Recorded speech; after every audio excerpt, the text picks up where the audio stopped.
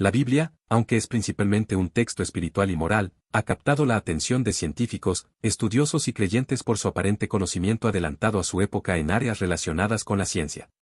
Si bien no es un libro de ciencia, contiene afirmaciones que parecen resonar con descubrimientos científicos modernos, algo sorprendente considerando que fue escrito en un contexto histórico muy anterior a los avances que conocemos hoy. En este video, exploraremos en detalle 10 de los principales hechos científicos presentes en la Biblia. Al hacerlo, veremos cómo sus enseñanzas no solo impactaron en la espiritualidad, sino que también se relacionaron con realidades del mundo natural que no se comprendieron completamente hasta siglos después. Número 1. Para comenzar, hablemos del libro de Job, uno de los textos más antiguos y enigmáticos de la Biblia. En Job 26:7 encontramos una afirmación fascinante y, al mismo tiempo, desconcertante: Él extiende el norte sobre el vacío, cuelga la tierra sobre la nada. Este versículo, cargado de simbolismo y significado, describe una realidad que no solo es impresionante en su contenido, sino también en el contexto histórico en el que fue escrito. Este texto plantea una visión de la Tierra suspendida en el vacío del espacio, un concepto que no solo contradice las creencias populares de muchas civilizaciones antiguas, sino que también resulta asombrosamente cercano a nuestra comprensión moderna de la física y la astronomía. Para comprender la magnitud de esta declaración, es importante analizar las cosmovisiones predominantes en el mundo antiguo.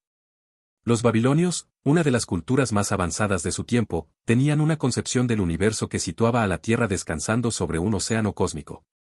Para ellos, el mundo estaba rodeado de aguas superiores e inferiores, sostenido por pilares invisibles. Esta idea se reflejaba en su arquitectura y arte, donde los pilares eran un símbolo de estabilidad y conexión entre los diferentes niveles del cosmos. Por otro lado, en la mitología griega, el titán Atlas sostenía la Tierra sobre sus hombros como castigo impuesto por Zeus, lo que transmitía la idea de que el planeta requería un soporte físico para mantenerse en su lugar. En culturas orientales como la hindú, la Tierra se imaginaba sostenida por animales colosales. Una creencia común era que el mundo reposaba sobre el caparazón de una gigantesca tortuga, que a su vez era sostenida por elefantes. Esta visión representaba una metáfora de la estabilidad y la interconexión de todas las cosas, pero también reflejaba las limitaciones de la observación empírica en aquel entonces. Sin embargo, el libro de Job ofrece una perspectiva radicalmente diferente, afirmando que la Tierra está suspendida en el espacio, sin ningún soporte físico visible.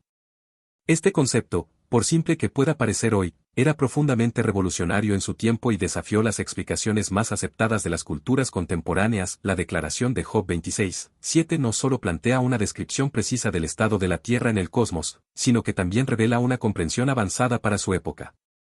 Esta visión del planeta flotando en el vacío del espacio no se confirmó científicamente hasta mucho tiempo después, con el desarrollo de la astronomía moderna. Durante el Renacimiento, figuras como Copérnico y Galileo comenzaron a desafiar las ideas tradicionales, proponiendo que la Tierra no solo no era el centro del universo, sino que estaba suspendida en el espacio y giraba alrededor del Sol. Con el tiempo, los avances en telescopios y la física confirmaron esta realidad.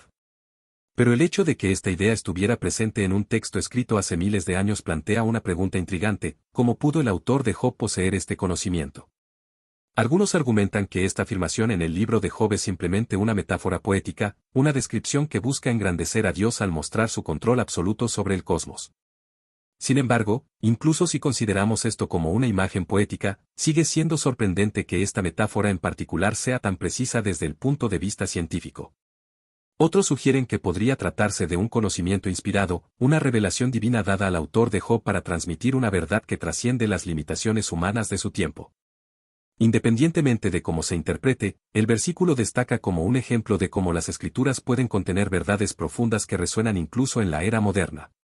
Para entender mejor el impacto de esta afirmación, podemos compararla con la percepción del cosmos en otras culturas contemporáneas al texto de Job. En Egipto, por ejemplo, se creía que el dios Nat sostenía el cielo con su cuerpo arqueado, mientras que el dios Geb representaba la tierra. En estas tradiciones, la tierra y el cielo estaban intrínsecamente conectados por deidades que personificaban las fuerzas de la naturaleza. Estas narrativas tenían un propósito teológico y cultural, proporcionando explicaciones para fenómenos naturales en ausencia de herramientas científicas avanzadas.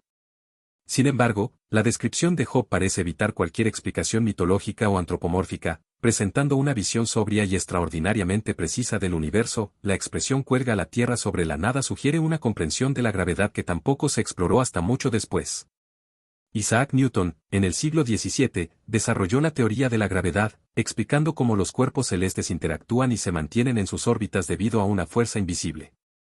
Aunque Job no detalla un concepto técnico de gravedad, la idea de que la Tierra puede estar suspendida sin soporte físico visible parece alinearse con este descubrimiento. Este es otro ejemplo de cómo las escrituras contienen afirmaciones que, si bien no son explícitamente científicas, resuenan con los avances posteriores en nuestra comprensión del universo, además del conocimiento astronómico implícito en Job 26:7, el contexto general del libro de Job refuerza su relevancia científica. Job es conocido por incluir numerosas referencias a fenómenos naturales, como el clima, las estrellas y los procesos geológicos. Por ejemplo, en Job 38, 22-30, Dios le pregunta a Job sobre los tesoros de la nieve y las cámaras del granizo, así como sobre el origen del agua en sus diferentes estados. Estas preguntas, aunque retóricas, reflejan una profunda observación del mundo natural y desafían al lector a reflexionar sobre la complejidad y el orden del universo. La conexión entre la ciencia y la espiritualidad en el libro de Job también puede interpretarse como un recordatorio de la interdependencia entre la fe y la razón. En una época en la que muchas explicaciones se basaban en mitos o supersticiones, el texto bíblico ofrecía una visión que invitaba a la reflexión y la exploración. Este enfoque no solo refuerza la relevancia del libro de Job en términos espirituales, sino que también lo posiciona como un texto que trasciende su contexto histórico, inspirando tanto a creyentes como a científicos. En última instancia, Job 26:7 nos lleva a considerar la relación entre el conocimiento humano y la revelación divina. Mientras que la ciencia busca comprender el mundo a través de la observación y el experimento, la Biblia ofrece una perspectiva que combina lo espiritual con lo natural. La declaración de que Dios cuelga la tierra sobre la nada no solo es una afirmación poética, sino también un recordatorio de nuestra pequeñez frente a la inmensidad del cosmos y del Creador que lo sostiene. El hecho de que esta verdad se haya registrado en uno de los textos más antiguos de la humanidad es un testimonio del profundo impacto de las Escrituras en nuestra comprensión del mundo. Ya sea que lo interpretemos como una revelación divina o como una observación adelantada a su tiempo, Job 26:7 sigue siendo un pasaje que inspira asombro y admiración. Nos invita a mirar más allá de nuestras limitaciones y a buscar respuestas tanto en el libro de la naturaleza como en el libro de la palabra. ¿Qué opinas tú? ¿Es esta afirmación una prueba de inspiración divina o una coincidencia asombrosa? Sea cual sea tu conclusión, una cosa es clara: el libro de Job sigue siendo una fuente inagotable de sabiduría y maravilla. Número 2. El siguiente punto nos lleva al ciclo hidrológico, un proceso esencial y fascinante que sustenta la vida en nuestro planeta. Este fenómeno natural es responsable de la distribución y renovación del agua en la Tierra, asegurando que este recurso vital esté disponible para todos los seres vivos. En Eclesiastés 1:7 encontramos una declaración que, aunque escrita de manera simple y poética, encierra una verdad científica impresionante: todos los ríos van al mar, pero el mar nunca se llena. Luego el agua regresa a los ríos y vuelve a correr de nuevo. Estas palabras, pronunciadas hace miles de años, describen de manera precisa el ciclo hidrológico, un concepto que la humanidad no comprendió plenamente hasta siglos después. El ciclo hidrológico, también conocido como el ciclo del agua, describe el movimiento continuo del agua dentro de la Tierra y su atmósfera. Este proceso incluye la evaporación del agua de océanos, ríos y lagos hacia la atmósfera, su posterior condensación formando nubes, y finalmente su retorno a la superficie terrestre en forma de lluvia, nieve o granizo. Lo que resulta asombroso es que, durante siglos, las explicaciones sobre el flujo del agua eran rudimentarias y a menudo se basaban en mitos y creencias erróneas. Sin embargo, el pasaje de Eclesiastés refleja un entendimiento profundo de este fenómeno natural mucho antes de que la ciencia moderna lo confirmara. En la antigüedad, muchas civilizaciones trataban de explicar el movimiento del agua basándose en sus observaciones, pero estas explicaciones estaban impregnadas de supersticiones. Por ejemplo, los griegos creían que los ríos fluían hacia el mar debido a la influencia de los dioses, y algunos pensadores sostenían que el agua desaparecía en los océanos para alimentar fuentes subterráneas mágicas que volvía a surgir en los manantiales. En Mesopotamia, la cultura sumeria relacionaba el flujo del agua con los caprichos de los dioses del cielo y de la tierra. Para estas culturas, el agua era un recurso misterioso cuyo movimiento estaba más allá de la comprensión humana. Por otro lado, los textos bíblicos, como el de Eclesiastés, presentan una visión que se aparta de las ideas mitológicas de su tiempo. La descripción del ciclo hidrológico en este pasaje muestra una comprensión lógica y ordenada de cómo el agua fluye continuamente entre la tierra y el cielo. Esto no solo destaca el valor espiritual del texto, sino que también lo posiciona como una fuente de sabiduría científica adelantada a su época. No fue hasta el Renacimiento que los científicos comenzaron a estudiar el ciclo hidrológico con mayor profundidad. Pensadores como Leonardo da Vinci y Bernard Palissy realizaron observaciones detalladas sobre cómo el agua se evapora, se condensa y cae nuevamente a la Tierra en forma de lluvia. Antes de estos avances, la comprensión científica del ciclo del agua era limitada y a menudo incorrecta. Por ejemplo, algunos pensaban que los océanos se mantenían llenos gracias a ríos subterráneos ocultos o a la intervención divina directa. Fue a través del desarrollo de la ciencia empírica que se pudo confirmar el ciclo hidrológico tal como lo conocemos hoy. A pesar de esto, el hecho de que un texto tan antiguo como Eclesiastés describa este proceso de manera tan precisa plantea preguntas interesantes. ¿Cómo pudo el autor bíblico entender este fenómeno natural con tal claridad en un tiempo en el que la mayoría de las civilizaciones carecían de conocimientos científicos avanzados? Algunos argumentan que se trata de una observación cuidadosa del entorno, mientras que otros ven en ello una inspiración divina que permitió transmitir verdades profundas mucho antes de que la humanidad pudiera verificarlas científicamente. El impacto del ciclo hidrológico en la vida diaria es incalculable. Este proceso asegura que el agua, un recurso limitado en su cantidad total, esté en constante movimiento y renovación, haciendo posible la vida en todas sus formas. Las plantas dependen de la lluvia para crecer, los animales la necesitan para sobrevivir y los seres humanos la usan no solo para beber, sino también para la agricultura, la industria y la higiene. Sin el ciclo hidrológico, los ecosistemas se colapsarían y la vida en la tierra sería imposible. Eclesiastés 1:7 no es el único pasaje bíblico que menciona el movimiento del agua. En Job 36, 27-28 se dice, Dios atrae las gotas de agua, las destila en lluvia a través de su niebla, las nubes las dejan caer, y abundan sobre la humanidad. Este texto complementa la descripción de Eclesiastés al aludir al proceso de evaporación y precipitación, que son componentes clave del ciclo hidrológico.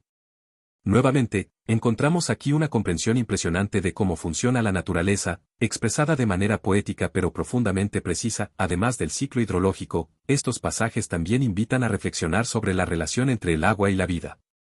En la Biblia, el agua es a menudo utilizada como un símbolo espiritual de purificación, renovación y vida eterna.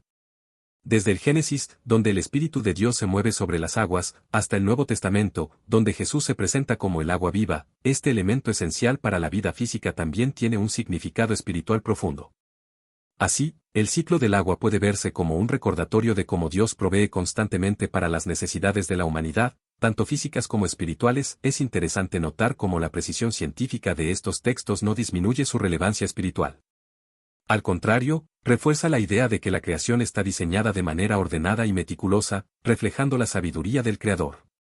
Al leer pasajes como Eclesiastés 1:7, no solo nos asombramos por la exactitud de la descripción del ciclo hidrológico, sino también por cómo este proceso natural nos enseña sobre la provisión y el cuidado constante de Dios hacia su creación. Hoy, en un mundo donde enfrentamos desafíos ambientales como la escasez de agua y el cambio climático, el ciclo hidrológico se vuelve aún más relevante. Este sistema natural, que ha mantenido la vida durante milenios, está siendo afectado por la actividad humana, recordándonos la importancia de cuidar el planeta que se nos ha confiado. Los textos bíblicos que describen el ciclo del agua no solo son un testimonio de su maravilla, sino también un llamado a ser buenos administradores de los recursos naturales. En conclusión, la descripción del ciclo hidrológico en Eclesiastés 1:7 es un ejemplo notable de cómo las Escrituras contienen verdades científicas y espirituales que trascienden el tiempo. Este pasaje nos invita a reflexionar sobre la complejidad y la belleza de la naturaleza, y a reconocer la mano del Creador detrás de cada detalle. Al entender mejor el ciclo del agua y su importancia para la vida, también somos desafiados a valorar y proteger este recurso vital, recordando siempre que el agua no solo sostiene nuestra vida física, sino que también apunta a la fuente de vida eterna. Número 3. Pasemos ahora a Isaías 40:22, donde se afirma que Él está sentado sobre el círculo de la tierra. Este pasaje ha suscitado fascinación y debates a lo largo del tiempo, ya que muchos lo interpretan como una referencia temprana a la forma redonda de la Tierra. En el contexto histórico en el que fue escrito este libro, la mayoría de las civilizaciones antiguas creían que la Tierra era plana, sostenida por pilares o rodeada por océanos infinitos. La noción de que el planeta fuera esférico no comenzó a ganar aceptación hasta siglos más tarde, con los avances en la astronomía y los viajes de grandes exploradores como Cristóbal Colón y Fernando de Magallanes, quienes demostraron la posibilidad de circunnavegar el globo. Lo que resulta notable en este versículo es la elección de la palabra círculo, que, aunque no equivale directamente a esfera, sugiere una forma redondeada. Esta terminología es intrigante, especialmente si consideramos que la cosmología de la época no incluía conceptos que respaldaran esta idea. Algunas culturas, como los antiguos babilonios, imaginaban la Tierra como un disco plano flotando sobre un vasto océano cósmico. En este contexto, que Isaías empleara un término que implicara circularidad se adelanta de forma sorprendente a su tiempo. La pregunta que surge es cómo los autores bíblicos, escribiendo en un periodo tan remoto, pudieron plasmar ideas que parecen alinearse con verdades científicas modernas. ¿Fue esto producto de la observación cuidadosa de la naturaleza o una inspiración divina? De cualquier manera, este pasaje resalta la riqueza de las Escrituras, no solo como un texto espiritual, sino como un documento que invita a explorar las maravillas de la creación con una perspectiva que trasciende su época. Estos 10 hechos científicos de la Biblia no solo son fascinantes, sino que también nos invitan a reflexionar sobre cómo las Escrituras, aunque no son un texto científico, contienen verdades que resuenan con nuestro entendimiento moderno del mundo. Al explorar estos pasajes, vemos cómo la fe y la ciencia pueden entrelazarse de maneras sorprendentes y enriquecedoras. ¿Qué opinas sobre estos hechos científicos en la Biblia? ¿Crees que refuerza la relevancia de las Escrituras en nuestra era moderna? Déjalo en los comentarios.